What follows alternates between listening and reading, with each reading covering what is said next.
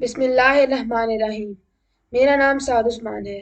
اس video میں انسان میں پائی جانے والی 14 خامیاں بیان کروں گا۔ یہ 14 خامیاں قرآن پاک سے اخذ کی گئی ہیں۔ آئیے شروع کرتے ہیں۔ عجلت۔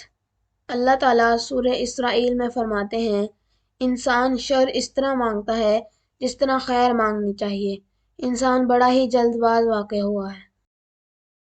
پھوڑ دلی۔ اللہ تعالیٰ سورۃ المعارج میں فرماتے ہیں، بے شک انسان تھوڑ دلا پیدا کیا گیا ہے، جب اس پر مصیبت آتی ہے تو گھبرا اٹھتا ہے اور جب اسے خوشحالی نصیب ہوتی ہے تو بخل کرنے لگتا ہے۔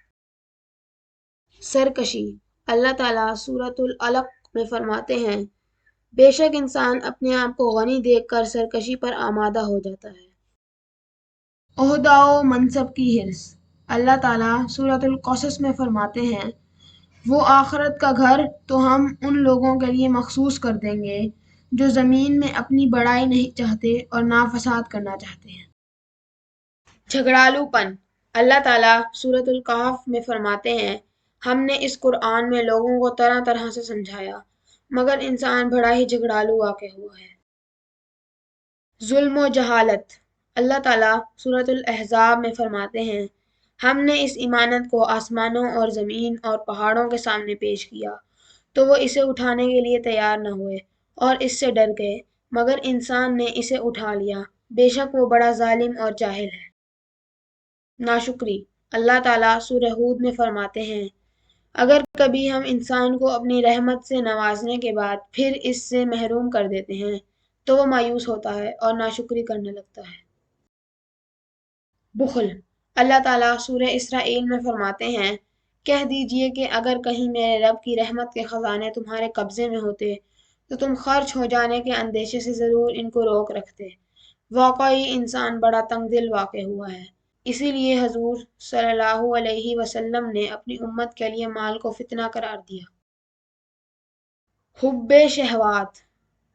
اللہ تعالیٰ سورہ آل عمران میں فرماتے ہیں، لوگوں کے لیے مرغوبات نفس، عورتیں، اولاد، سونے چاندی کے ڈھیر، چیدہ گھوڑے، مویشی اور زرعی زمینیں بڑی خوشنما بنا دی گئی ہیں، مگر یہ سب دنیا کی چند روزہ زندگی کے سامان ہے، حقیقت میں جو بہتر ٹھکانہ ہے وہ تو اللہ کے پاس ہے۔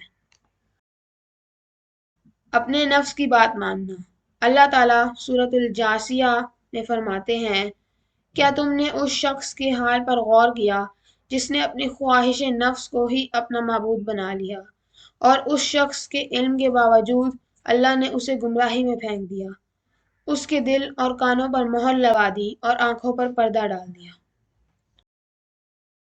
دل کی تنگی۔ اللہ تعالیٰ سورۃ التغابن میں فرماتے ہیں، لہذا جہاں تک تمہارے بس میں ہو اللہ سے ڈرتے رہو اور سنو اور اطاعت کرو اور اپنے مال خرچ کرو، یہ تمہارے ہی لیے بہتر ہے۔ جو اپنے دل کی تنگی سے محفوظ رہ گئے بس وہی تو فلاح پانے والے ہیں۔